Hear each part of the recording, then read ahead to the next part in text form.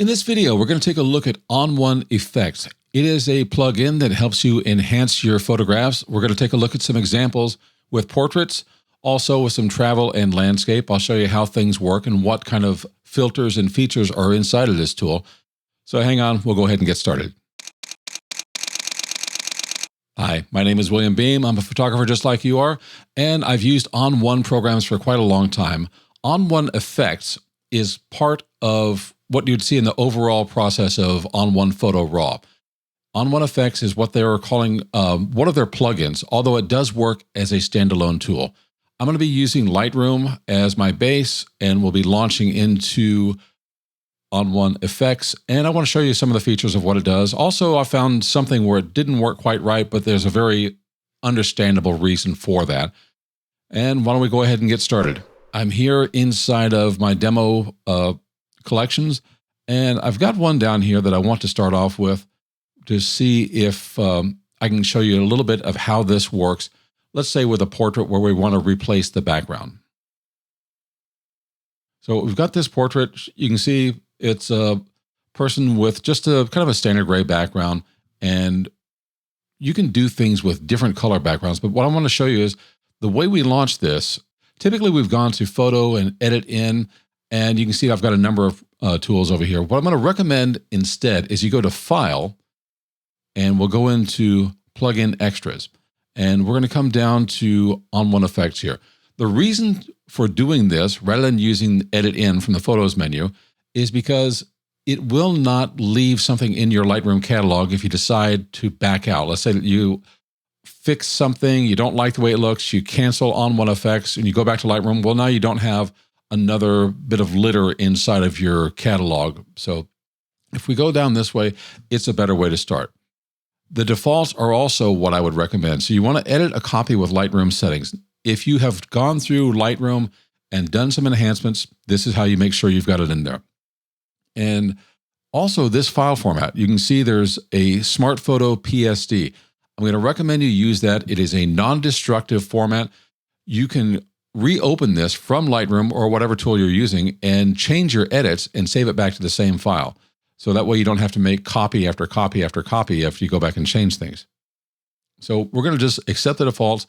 You may want to uncheck this, ask every time if you're comfortable with those defaults, but let's hit OK. And you can see that it's starting up ON1 Effects. Just so you know, I'm leaving this as the time that it's running. I am on an M1 iMac with 16 gigs of RAM. So you kind of get an idea of what the performance time is. And I'll just close down this little learning hub over here. And this is where we start up. So we have our photograph. There are a number of tools over here as far as crop, transform. Super is basically the way that you can select its masking tools. And we'll go over a little bit of that. Then there's local, mask, refine. We'll touch that a little bit, retouch, and then we're just on the view menu right here. The first thing you see are presets and filters. So you can see if you want to look at filters on the Sunflower, there's a number of different filters over here, but let's start off with presets. The AI adaptive presets we'll get to in a moment, but I wanted to show you that there are a number of presets like you find in many other kinds of software tools like this, and they're just basically a series of looks that have been determined that you can apply to your photo.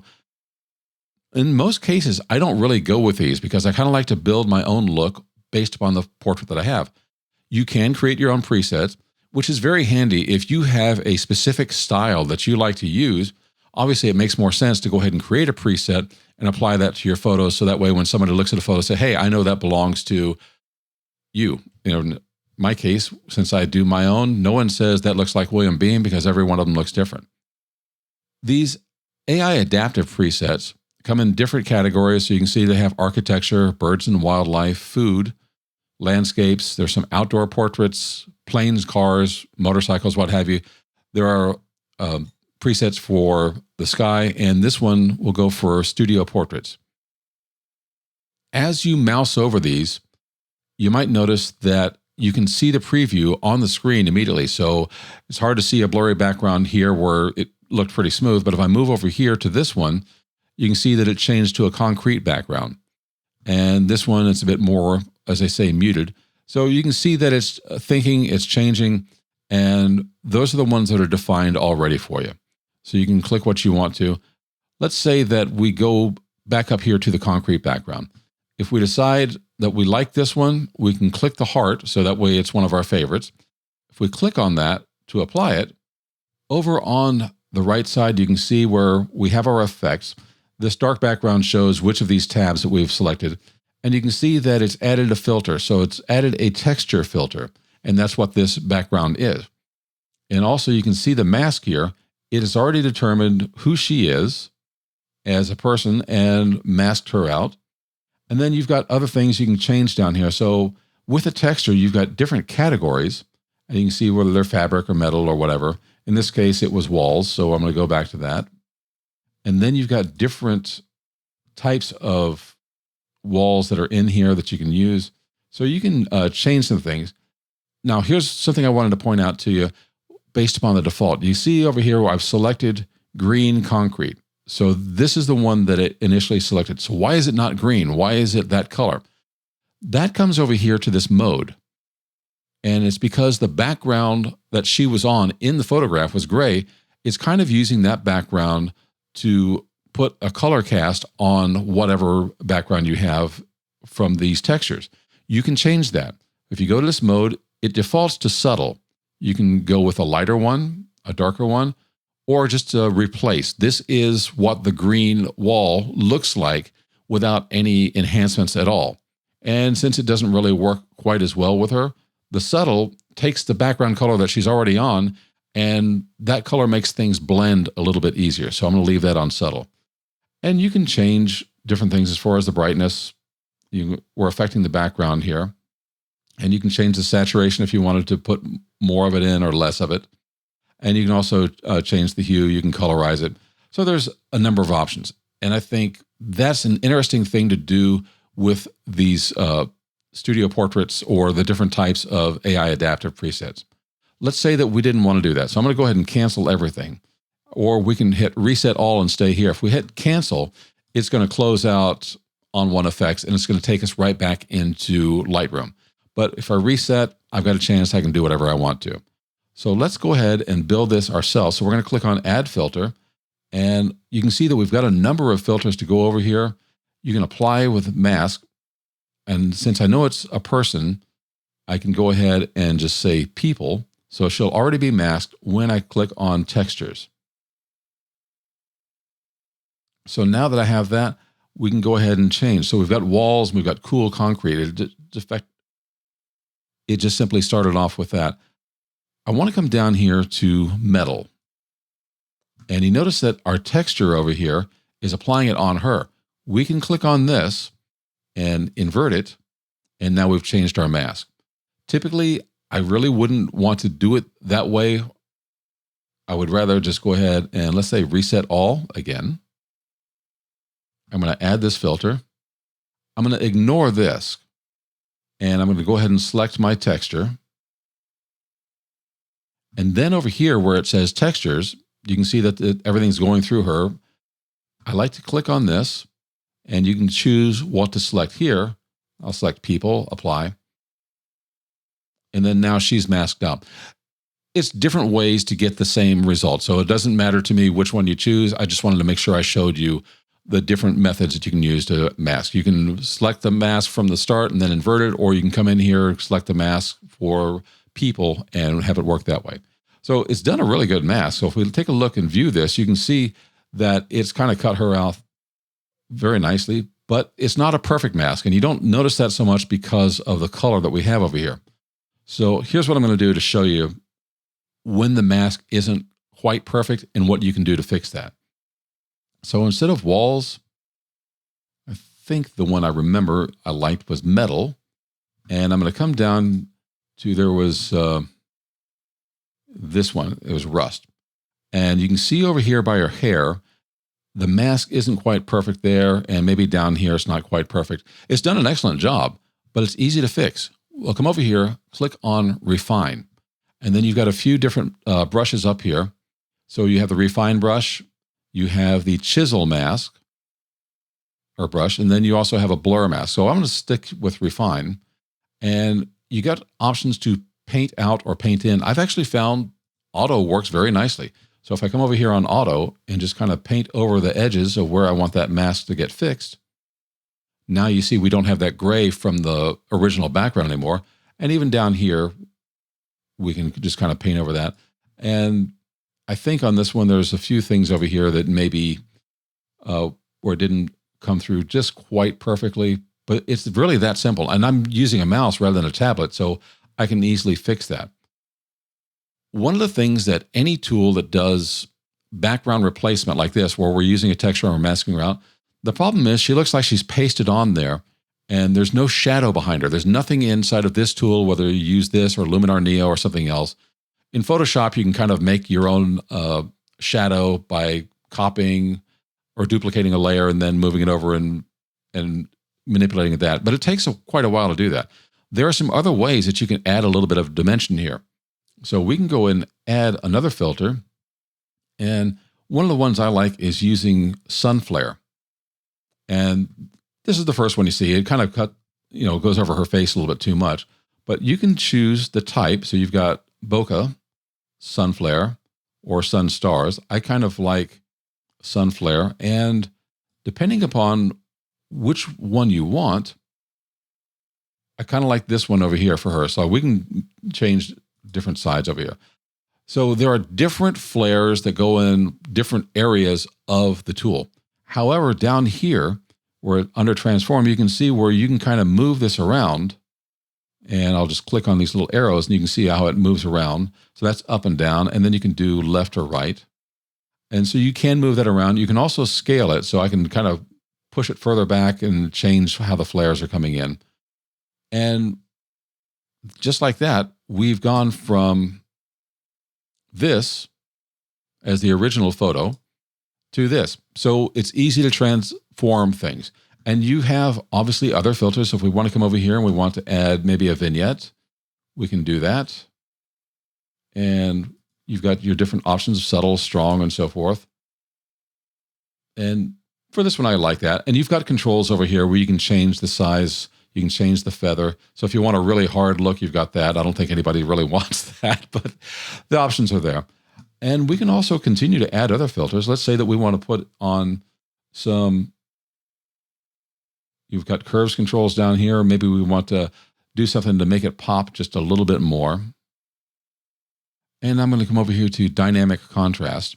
And it's added some more texture back here because depending on what you've done with a mask, you can decide where it goes. So let's say if I want to add the contrast to her instead of the background, then now if you don't like the mask that you have, you can go ahead and invert it because I thought I had it on her and apparently I forgot that I still had it on the background. So now let's go ahead and take a look at some of the effects that we put on her rather than on the background.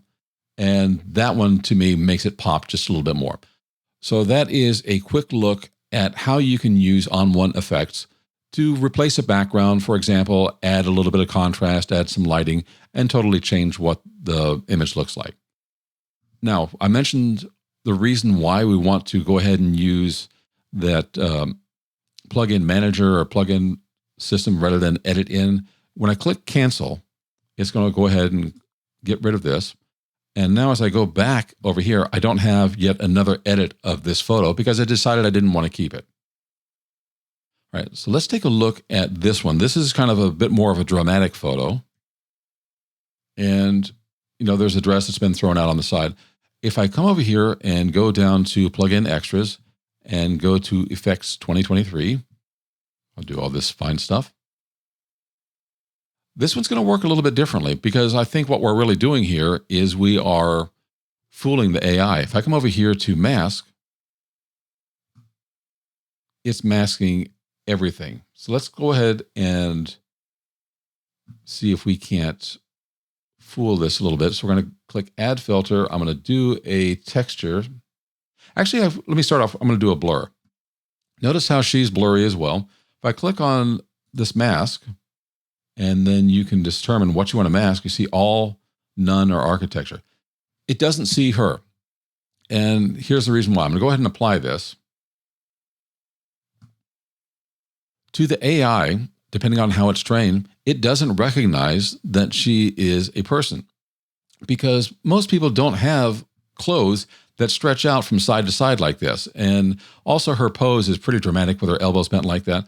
So this is just a simple matter that the AI doesn't recognize her as a person, probably because of the wardrobe. It's, humans, we can look at this, we can see a person, a face, the arms. We can also see this is where her body is inside of this part of the dress. But all this little flare over here confuses the AI. So this particular photo does not work well with the mask AI. So I'm going to go ahead and cancel this and say okay. And I just wanted to point that out. In most cases, it works fine. One of the nice things I like about ON1 Effects is just how quickly you can get something done. So there's a few different ways. We'll start off with the AI adaptive presets. I'm always going to mess up on it, I think. And you can try adding some of these different effects that are right in here. And as I said, as you mouse over them, I clicked on that one, so that's why. As you mouse over them, you'll see the different types of results that you can get. You can see that it's changing as I mouse over some of these different thumbnails. But let's reset all and go ahead and build our own. So for this one, we're going to add a filter. And I want to use a glow on the foreground. So we're going to hit glow. And we're going to select on our mask, what do we want? And I'm going to say the flora. Now you can see the red overlay over the flora. So we're going to select that. That's the part that's going to be affected. We'll click apply. And now we have a nice little glow over that. And we can change the amount. I've got it backwards again, because I'm thinking of one thing and doing another. When I'm clicking on the selection up there, it's protecting the area that I'm selecting when I actually wanted to do the opposite. So I'm going to come over here to invert, because black conceals, white reveals. And I probably said that backwards too, but that's okay. Now I can come back over here to my glow, and you can see how it's affecting the foreground. And I can also have that little halo effect in there. I don't really want too much of that. And you've got different modes over here. So I've got it on soft light, but you can change the type of glow overlay that you want. So we'll leave it where it was by the default settings over here. And, with a normal, lighter, darker. I kind of like darker for this one. So let's say that we want to fix the sky. We want to fix the church. We add another filter. And what do we want to do to the sky? Well, actually, first, you know what? I want to do something to add some dynamic contrast. And I'm going to add this to the architecture. And of course, once that shows up there, I didn't click it, I guess. Architecture, have to hit apply and invert. Now, one of the things you may have noticed is how much of this mask showed up. Sometimes when you see the mask overlay in this thing, it doesn't show you everything that will actually be built in your mask. So you may want to come over here and take a look at the view. So you can see there's a little bit of the top that wasn't included there. So we're just going to go leave that where it is, and we might brush some of that in. But now that we've got that mask and we've got our dynamic contrast, it's applying to this. So we can change how this works.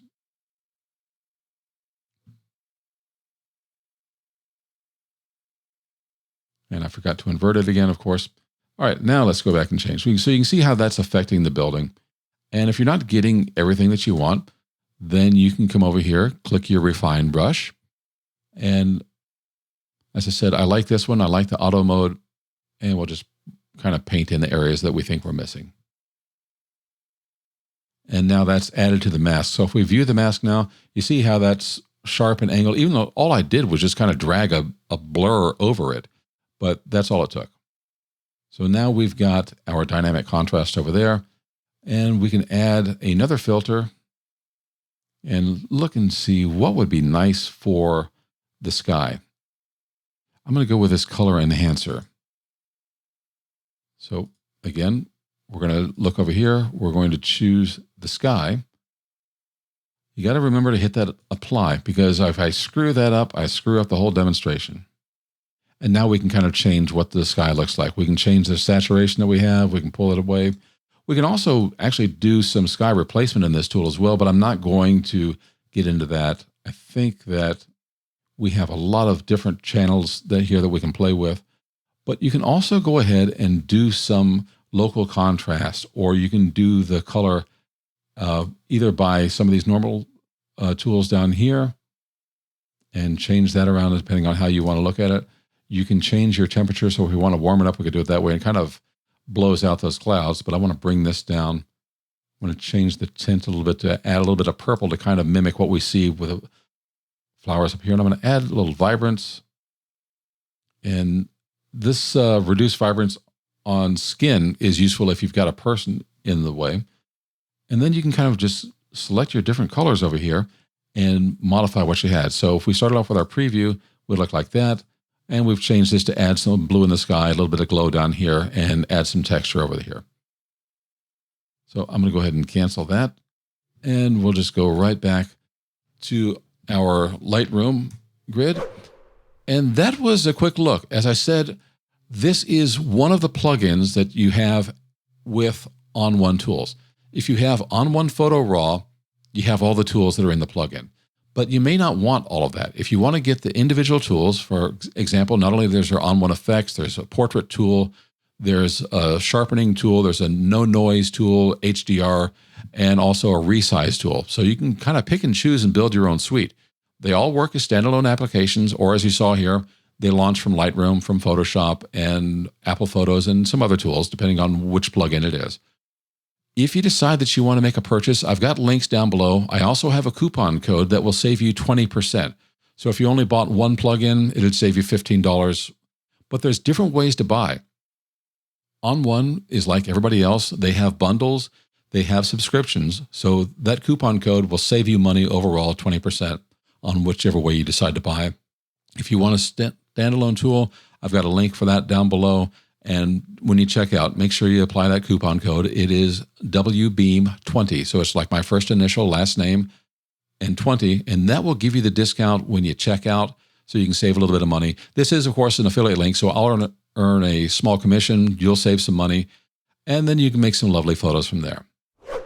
Thank you so much for joining me. I hope you enjoyed this. And despite my little flaws along the way, I think ON1 Effects is a really good tool. It's something I like, I use, and it just makes it quick and easy to get some professional results. So if you like this video, please go ahead, click the like button, hit the little bell notification that tells the YouTube overlords we did something right, and they'll show this to more people. And of course, please feel free to visit me at williambeam.com. I've got plenty of articles over there on different types of photography, and also some other resources that can give you some discounts and coupon codes. Thanks so much. I'll see you again in the next video.